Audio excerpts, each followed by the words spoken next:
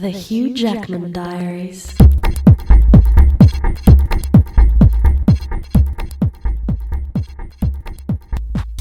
The Academy Awards.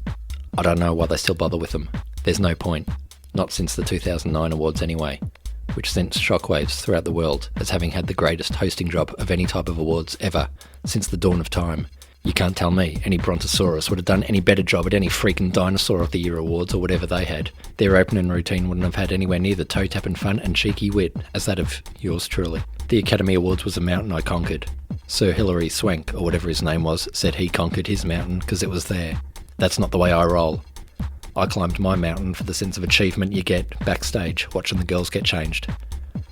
I still haven't recovered from hearing the news that they were getting that Franco jump to host this year. When I heard that, I reacted as anyone would, by getting hammered and breaking into the toboggan park in Whittlesea and riding down the tracks on my BMX until the boys in blue showed up, or I passed out. Whatever came first. Franco, hosting, give me a break. You ask me, if you've ever starred in a film that grossed less than 100 mil, you should be ineligible for hosting. In fact, you shouldn't be allowed to call yourself an actor at all. That latest turkey he's in, 127 hours. Talk about a light-hearted kiddies film, they might as well have got freaking high five for starring in it. I had my own script. It was called 126 Hours. It told the true story of me, the time I was trapped in a crevice with laser beams flying everywhere. I had to chop off both my arms and my legs, and I didn't have a knife to do it either. All I had was me comb. So not only did I end up limbless and having to crawl across the desert using only me pulsating pecs, having wrecked me comb, I had to do it all with messed up hair. The studios were hesitant to greenlight it on account of these days people want escapism, and that story was too realistic. I said, what about the bit about me having messed up hair? They conceded that bit was fantasy, but still decided to go with softcock Franco's sob story of having a cut on his arm. But get this. This year, the Academy wanted me to present an award. Me. Present. That's like asking Shakespeare to write street signs, asking Hitler to invade Mauritius, asking the caveman to only invent half the wheel. When I stopped laughing at their offer, I said I'd do it on one condition. Leading up to the red carpet, they'd have to dig a channel coming up from the beach. They said, what the hell am I talking about? I said I wanted to arrive in style. Not in a limo like some measly A-lister. I'm an A-plus lister for Christ's sake. And I won't arrive in no helicopter either like some low-life VIP. I'm a VVIIIIP.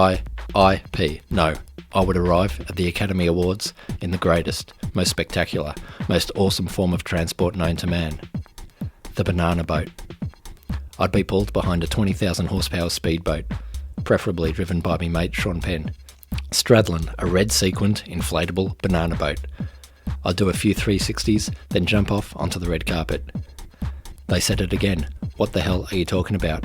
I said, do I sound like some lame-ass period drama ponce actor? They said no. I said, no, I don't stutter, if you catch my drift. I won't repeat myself.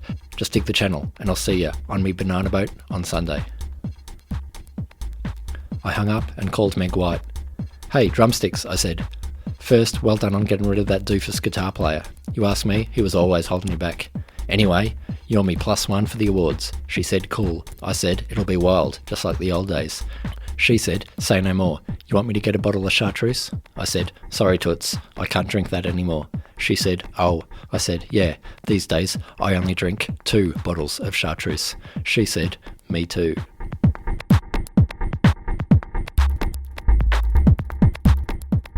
She picked me up the afternoon of the awards in a 1986 Nissan Bluebird.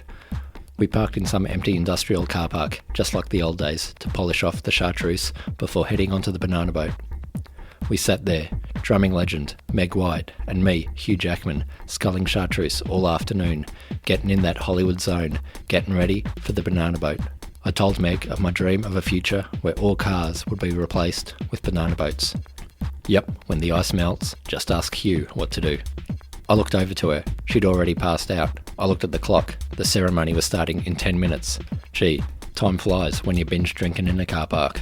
I pushed Meg aside and drove the Bluebird to the auditorium. I parked in a handicap spot, then reversed, did a burnout, a couple of doughies, then reparked in the handicap spot. Meg was still out. I made sure she was okay, then nicked all her cash from her purse, all $7.80, and her phone, and all her diazepam, and then strutted onto the red carpet. Cameras everywhere. I flashed the paparazzi me pearly whites. I flashed the public onlookers, me old fella. The looks on their faces said it all. They'd just come face to face and face to old fella with a living legend. All-time Academy Award champion of the world, the one and only Hugh Jackman.